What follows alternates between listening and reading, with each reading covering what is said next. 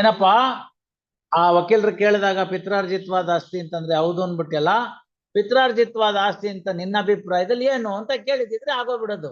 ಈಗ ನಾನು ಅವ್ನು ಹೇಳಿದ್ದಕ್ಕೆ ಇಂಥದ್ದಿತ್ತು ಅಂತ ನಾನು ರಿಪ್ಲೇಸ್ ಮಾಡಕ್ಕಾಗಲ್ಲ, ಸಬ್ಸ್ಟಿಟ್ಯೂಟ್ ಮಾಡಕ್ಕಾಗಲ್ಲ.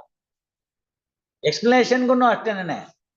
ನೋನೋ ನೋನೋ ಎಲ್ಲದಕ್ಕೂ ಡಾಕ್ಯುಮೆಂಟ್ ತರಕ್ಕಾಗಲ್ಲ. ನಮ್ಮ ತಾತ ನೋಡ್ಕೊಳ್ತಾ ಇದ್ದಿದ್ದು ನನ್ನ ಗಮನದಲ್ಲಿದೆ, ನಮ್ಮ ತಾತ ನೋಡ್ಕೊತಾ ಇದ್ರು ಅನ್ನೋದನ್ನ ನಾನು ಹೇಳಿದೀನಿ. ನೀವು ಅದನ್ನ ಅಲ್ಲ ಅಂತ ಹೇಳ್ಬೇಕಾದ್ ನಿಮ್ ಡ್ಯೂಟಿ. ತಾತ ನೋಡ್ಕೊಳ್ತಿದ್ರು ಅನ್ನೋದಕ್ಕೆ ಇನ್ನೇನು ಎವಿಡೆನ್ಸ್ ಕೊಡಕ್ಕಾಗತ್ತೆ? ಹಣ ಪ್ರಾಮುಖ್ಯತೆ ಪಡೆದಾಗ ವ್ಯಾಲ್ಯೂ ಎಲ್ಲ ಹಿಂದಕ್ಕೆ ಸರ್ಕೋತಾ ಹೋಗುತ್ತೆ. ಇವತ್ತಿಂದ ಅಲ್ಲ, ಅದು ಮೊದ್ಲಿಂದ ಇರ್ತಕ್ಕಂಥದ್ದು. ಅವ್ರ ಚೀಫ್ ಅಲ್ಲಿ ಇನ್ನೊಂದೆರಡು ಲೈನ್ ನೀವು ಓದ್ಲಿಲ್ಲ, ನಾನು ಅದನ್ನ ಓದಿಟ್ಕೊಂಡಿದ್ದೀನಿ. ಚೀಫ್ ಅಲ್ಲಿ ಇನ್ನೊಂದ್ 2-3 ಲೈನು ನೀವು ಓದ್ಲಿಲ್ಲ, ನಾನು ಓದಿಟ್ಕೊಂಡಿದ್ದೀನಿ. Not committed mistake. ಅವ್ರವ್ರ ತಂದೆ ಎಂಥವ್ರು ಅಂತ ಹೇಳ್ತಾರೆ ಅಂತ, ಅದನ್ನ ನೀವು ಕ್ರಾಸ್ ಎಕ್ಸಾಮಿನೇಷನ್ ಪ್ರೂವ್ ಮಾಡಿದಿರಿ. ಅವ್ರು ಹೇಳ್ತಾರೆ ಕುಡಿದು ಬರ್ತಾ ಇದ್ದ, ಮನೆಗೆ ಬರ್ತಿರ್ಲಿಲ್ಲ 4-5 ವರ್ಷದಿಂದ, ಎಲ್ಲ ಹಾಳು ಮಾಡ್ತಾ ಇದ್ದಾನೆ ಪ್ರಾಪರ್ಟಿ ಅಂತೆಲ್ಲ ಹೇಳ್ಕೊಂಡಿದ್ದಾರೆ ಚೀಫ್ ಅಲ್ಲಿ. ಅದನ್ನ ತಾವು cross examination ಒಪ್ಪಿಸ್ತೀರಿ.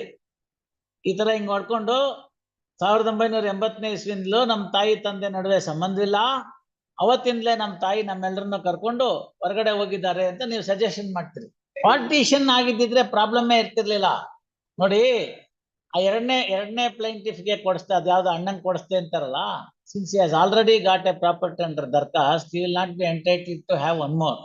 He must be having some connection with the local politicians there. He got it applied through his son. ಈಗ ಅವ್ರು ಅದನ್ನ ಇಂಡಿವಿಜುವಲ್ ಅಂತ ಕ್ಲೈಮ್ ಮಾಡಿದ್ರೆ ಪರವಾಗಿರ್ತಿಲ್ಲ. On the contrary, they say that all these things, though it is in my name, all are brought under the common aspect, therefore grant us the share in each and every property. That's where the thing. Form number 7 ಒಂದು copy ಕೊಟ್ರೆ ನಾನು ನೋಡ್ಬೋದು, ಅದರಲ್ಲಿ ನಾನ್ ಮಾಡ್ತಾ ಇದ್ದೆ ಅಂತಿದ್ಯಾ, ನಮ್ಮ ಅಪ್ಪನ ಕಾಲದಿಂದ ಮಾಡ್ತಾ ಇದ್ವಿ ಅಂತಿದ್ಯಾ. ಮತ್ತೆ ಸಿಂಪಲ್ ಪಾಯಿಂಟ್. ಫಾರಂ ನಂಬರ್ 7 ಇರುತ್ತಲ್ಲ, ಅದು ಕೊಡಿ. ಟ್ರಿಬ್ಯುನಲ್ ಆರ್ಡರ್ ಇದ್ಮೇಲೆ ಫಾರಂ ನಂಬರ್ 7 ಇರುತ್ತೆ. ಇಲ್ಲಿ ಫಾರಂ ನಂಬರ್ 7 ಕೊಡ್ಲಿ, ಅದು ಆಮೇಲೆ ನೋಡ ಎವಿಡೆನ್ಸ್. ಸೊ ಅದರಿಂದ ನೀವ್ ಹೇಳಿ, ಇದು ನನ್ನ ಫಾರಂ ನಂಬರ್ 7, ಅಲ್ಲಿ ಆ ಕಾಲಂ ಒಳಗೆ ಯಾವ ರೀತಿ ಹಕ್ಕನ್ನು ಅಂತ ಕೇಳಿದ್ರೆ ನಾನು ಒಬ್ನೇ ಮಾಡ್ತಾ ಇದ್ದೆ ಅಂತಿದ್ಯಾ, ನಮ್ ತಾತನ ಕಾಲದಿಂದ ಮಾಡ್ತಾ ಇದ್ದೆ ಅಂತಿದ್ಯಾ. On the contrary, your witness states in the cross examination that he has been cultivating the land from his father's period. ಇರ್ಲಿ ಅದನ್ನ ಉತ್ತರ ಕೊಡುವಾಗ ನೀವು ಬರ್ಕೊಂಡು ಉತ್ತರ ಕೊಡಿ. ನೀವು ಬರ್ಕೊಂಡು ಉತ್ತರ ಕೊಡಿ. ನಾನು ಮಾರ್ಕ್ ಮಾಡ್ಕೊಂಡಿದ್ದೀನಿ. ನಾನು ಮಾರ್ಕ್ ಮಾಡ್ಕೊಂಡಿರೋದು ವೈಯಕ್ತಿಕ ಅನ್ನೋದನ್ನ ಮಾರ್ಕ್ ಮಾಡ್ಕೊಂಡಿದ್ದೀನಿ. Because the all set of decisions would go to show that it will enure to the benefit of the joint family. ನಾಗಭೂಷಣವ್ರೆ, ತಾವು ನಾನು ಕೇಳಿದ ಪ್ರಶ್ನೆನೇ ಫಾಲೋ ಮಾಡ್ಲಿಲ್ಲ. ಮಾಡಿದಿದ್ರೆ ತಾವ್ಗೆ ಆ ಪ್ರಶ್ನೆ ಬರ್ತಿರ್ಲಿಲ್ಲ. On one hand you say this Lakshmi Devamma, I mean this first wife left me in lurch and I ಹಾಳಾಗಿ ಹೋಗ್ಕೊಳ್ಳಿ, ಅವಳು ಏನಾದ್ರು ಮಾಡ್ಕೊಳ್ಳಿ ಅಂತ ಮಕ್ಕಳ ಸಮೇತ ಪಾರ್ಟಿಷನ್ ಮಾಡಿ ಅವ್ರಿಗೆಲ್ಲ ಆಸ್ತಿ ಕೊಟ್ಟು ಕಳಿಸ್ಬಿಟ್ಟೆ ಅಂತ ನಿಮ್ ಸ್ಟೇಟ್ಮೆಂಟು, ನಿಮ್ ಟ್ರೆಂಡ್ ಆಫ್ ಕ್ರಾಸ್ ಎಕ್ಸಾಮಿನೇಷನ್. ಇಲ್ಲಿ ನಾನೇ ನೋಡ್ಕೊತಾ ಇದ್ದೆ ಅವ್ರನ್ನ, ನನ್ನ ಹೆಂಡತಿ ಬಿಟ್ಟು ಹೋದ್ಮೇಲೆ ಅಂದ್ರೆ. No trend of cross examination ತಾವು ಓದಿದ್ರಿ ಅಷ್ಟೇ ಅಲ್ಲ, ಚೀಫ್ ಅಲ್ಲೂ ನಾನು ಅದಕ್ಕೆ ಹೇಳಿದ್ದು, ತಮ್ಮ ಚೀಫ್ ಅಲ್ಲೂ ತಾವು ಅದನ್ನೇ ಹೇಳಿರೋದು. ಅದಕ್ಕೋಸ್ಕರ ನಾನು ಹೇಳಿದ್ದು ಇಟ್ ರನ್ಸ್ ಕಾಂಟ್ರರಿ. ಆಯ್ತು, ನೋಡೋಣ ಅದಕ್ಕೇನ್ ವ್ಯಾಲ್ಯೂ ಕೊಡ್ಬೇಕು, ಅದ್ ನೋಡೋಣ. ಟ್ರೈಬ್ಯುನಲ್ ಆರ್ಡರ್ ಸಿಗುತ್ತೆ ಅಂದ್ರೆ ರೆಕಾರ್ಡ್ ಇದೆ ಅಂತ ಅರ್ಥ. ರೆಕಾರ್ಡ್ ಇದೆ ಅಂತಂದ್ರೆ ಫಾರಂ ನಂಬರ್ 7 ಇರುತ್ತೆ. ಕೊಡಿ, ಅದನ್ನ ಕೊಡಿ. I'll stop the hearing at this stage. Wait, produce the order, produce the copy. ನೋಡಿ, ನಾನು ಏನ್ ಕೇಳ್ಬೇಕು ಆ ಪ್ರಶ್ನೆ ಕೇಳಿದೀನಿ, ನೀವು ಕೊಡ್ಬೇಕಾದ್ ನಿಮ್ ಡ್ಯೂಟಿ. ಈಗ ಅಡಿಷನಲ್ ಎವಿಡೆನ್ಸ್ ಅಂತ ಟ್ರೈಬ್ಯುನಲ್ ಆರ್ಡರ್ ಮಾತ್ರ ಕೊಡ್ತೀನಿ ಅಂದ್ರೆ ನಾನು ಅಕ್ಸೆಪ್ಟ್ ಮಾಡಲ್ಲ. ನಿಮ್ ಫಾರಂ ನಂಬರ್ 7 ಕೊಡ್ತೀನಿ ಅಂತಂದ್ರೆ ಅವತ್ ಬೇಕಾದ್ರೆ ನಾವು ಕನ್ಸಿಡರ್ ಮಾಡೋದ್ರಲ್ಲಿ ಅರ್ಥ ಇದೆ. Either adverse inference that has been drawn against you, it will continue against you. Exactly, ಅದೊಂದು ಬಂದ್ಬಿಟ್ರೆ ಮುಗ್ದೋಗುತ್ತೆ. ಅದಕ್ಕೆ ಆಮೇಲೆ ನೋಡಿ, ಇವ್ರು ಕೊಟ್ಟಿದ್ದೇವೆ ಅಂತ ಹೇಳ್ತಾರಲ್ಲ, ಅದು ಐಟಮ್ ನಂಬರ್ 1 ಟ್ಯಾಲಿ ಆಗಲ್ಲ. ಇವ್ರು ಹೇಳ್ತಾರಲ್ಲ ಕ್ರಾಸ್ ಎಕ್ಸಾಮಿನೇಷನ್ ಅಲ್ಲಿ 2 ಬಂದಿದ್ದು ನನ್ಗೆ ಅಂತ. ನಿಮಿಷ ತಾವು ಕೇಳ್ಬಿಡಿ, ಅದ್ ನೋಡಿದ್ರೆ ತಮ್ಗೆ ಗೊತ್ತಾಗತ್ತೆ. ನಾನು ಇದೆಲ್ಲ ಒಟ್ಟಿಗೆ ಗಮನ ಇಟ್ಕೊಂಡೆ ನಾನು ಅವತ್ತು ಹೇಳಿದ್ದು. ಇಷ್ಟೆಲ್ಲ ಡೀಟೇಲ್ಸ್ ಇದೆ ಆದ್ರೂ ಕೂಡ ಈ 2 ಐಟಮ್ ಆಸ್ತಿಗಳು ಮಾತ್ರ ನಮ್ಮ ಕುಟುಂಬಕ್ಕೆ ಸೇರಿದ್ವು. ಯಾವುದು ಅಂತ ಹೇಳಿದ್ರೆ 19B 1 ಎಕರೆ ಹಾಗೂ ಸರ ನಂಬರ್ 46 1 ಎಕರೆ 31 ಗುಂಟೆ 2 ಮಾತ್ರ ಸೇರಿದ್ವು. ಎರಡು ಐಟಮ್ನೂ ಅವ್ರು ಕೊಟ್ಬಿಟ್ಟೆ, ಇದನ್ನ ನಾನು ಯಾವ್ದು ಉಳಿಸ್ಕೊಳ್ಳಿಲ್ಲ, ಸರ್ಕಾರಿ ಉಳಿಸ್ಕೊಂಡಿದ್ದೀನಿ ಅಂತ. ಈ answer it runs contrary to your examination chief, because item number 1 and 7, 2 and 7 you still say that it is the joint family property. ಇವೆರಡೇ ಇದ್ರೆ ಇನ್ನೂ ಎರಡು ಇತ್ತು ಅಂತ ಆಯ್ತಲ್ಲ. On every score this man has gone on line. ಇವಾಗ ಇದೆರಡು ಉಳಿಸ್ಕೊಂಡ್ಬಿಟ್ರು ನೋಡಿ. 19/B ಅದು 1 ಎಕರೆ 46 1 ಎಕರೆ ಇದೆ.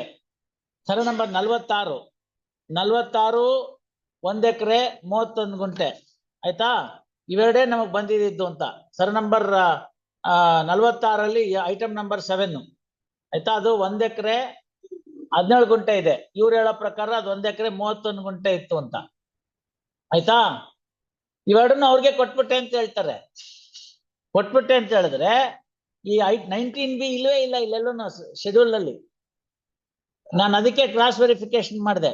ಇಲ್ಲಿ ಇವ್ರು ಸೆಟಲ್ಮೆಂಟ್ ಮಾಡಿರೋದು 19B, not 19/2A. Not mistake. No ಅದಕ್ಕೆ ಏನೇನ್ ಆಸ್ತಿ ಕೊಟ್ಟಿಯಪ್ಪ ಹಂಗ್ ಬೇರೆ ಹೋಗುವಾಗ ಅಂತಾದ್ರೆ ನಾನು ಅದಕ್ಕೆ ಒರಿಜಿನಲ್ ಇಟ್ಕೊಂಡು ನೋಡ್ತಾ ಇದ್ದೀನಿ. ಮಿಸ್ಟೇಕ್ ಏನಾದ್ರು ಇರ್ಬೋದು ಅಂತ ಕ್ರಾಸ್ ಎಕ್ಸಾಮಿನೇಷನ್ ಇಟ್ಕೊಂಡು ಅದಕ್ಕೆ ಒರಿಜಿನಲ್ ಇಟ್ಕೊಂಡು ನೋಡ್ತಾ ಇದ್ದೀನಿ. ಅಲ್ಲಿ ಅವ್ರು ಹೇಳ್ತಿರ್ತಕ್ಕಂಥದ್ದು ಚೀಫ್ ಅಲ್ಲೂ ಅದೇ ಮೇಂಟೈನ್ ಮಾಡಿದ್ದಾರೆ ಅವರು. ನನ್ನ ಹೆಂಡತಿ ಮಕ್ಕಳಿಗೆ ನಾನು ಕುಟುಂಬದ ಆಸ್ತಿಗಳಲ್ಲಿ ಭಾಗವನ್ನು ಕೊಟ್ಟಾಗ ನಮ್ಮ ಕುಟುಂಬಕ್ಕೆ ಒಟ್ಟು ಇದ್ದಿದ್ದೆ 2 ಜಮೀನು. ಆ 2 ಜಮೀನು ಆಯ್ತು ಅಂದ್ರೆ ಆಸ್ತಿಗಳೆಂದರೆ 19/B ನಲ್ಲಿ 1 ಎಕರೆ ಆಯ್ತಾ. ಆಮೇಲೆ ಸರ್ವೆ ನಂಬರ್ 46 1 ಎಕರೆ 31 ಗುಂಟೆ. 2 ಐಟಮ್ ಆಸ್ತಿಗಳು ಮಾತ್ರ ನಮ್ಮ ಕುಟುಂಬಕ್ಕೆ ಸೇರಿದ್ದವು.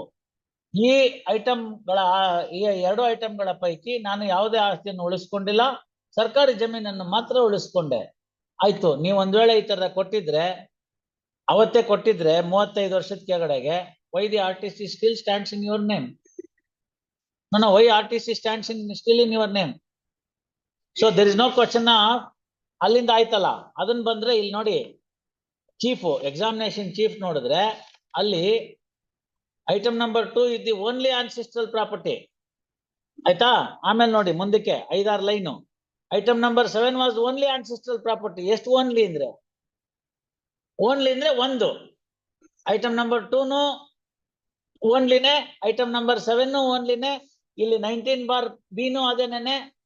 That the plaintiff not took the share in survey number 19/2A. Chief ಅದು ಕ್ಲಿಯರ್ ರೆಕಾರ್ಡ್ ಏನ್ ಬಂತು? ನೀವು ಹಾಕಿರೋ ಅಫಿಡವಿಟ್,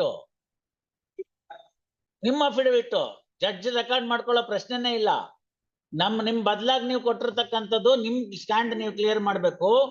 19/2A ಇದೆ, ಅಲ್ಲಿ 3 ಐಟಮ್ ಹೇಳ್ತೀರಿ, ಯಾವ್ದು ಟ್ಯಾಲಿ ಆಗಲ್ಲ. 3 ನೋ ಪ್ಲೀಸ್. ತಾವು ಎಲ್ಲಾ ಐಟಮ್ನು ವಿವರವಾಗಿ ಬರ್ದಿದ್ದೀರಿ, ಎಲ್ಲ ವಿವರವಾಗಿ ರಿಟರ್ನ್ ಸ್ಟೇಟ್ಮೆಂಟ್ ಅಲ್ಲೂ ಬರೆದ್ರಿ, ಎಕ್ಸಾಮಿನೇಷನ್ ಚೀಫ್ ಅಲ್ಲೂ ಹೇಳಿದ್ರಿ. ಅದನ್ನ ಹೇಳುವಂತ ಸಂದರ್ಭದಲ್ಲಿ ಅವ್ರಿಗೆ ಕ್ರಾಸ್ ಎಕ್ಸಾಮಿನೇಷನ್ ಮಾಡುವಾಗ ಕೇಳಿದ್ರಿ. ಈ ಸರ್ವೆ ನಂಬರ್ 98 ಅಂತಕ್ಕಂಥದ್ದು ನೀವು 3 ಎಕರೆ ನಾನು 2ನೇ ಪ್ಲೇಂಟಿಫ್ ಹೆಸರಿನಲ್ಲಿ ನಾನೇ ಖರ್ಚು ಮಾಡಿ ಎಲ್ಲ ಮಾಡಿಸ್ಕೊಟ್ಟೆ ಅಂತ ಹೇಳ್ತಕ್ಕಂಥದ್ದು ಯಾವ್ದು ಸೂಟ್ ಐಟಮ್ ಅಲ್ಲ.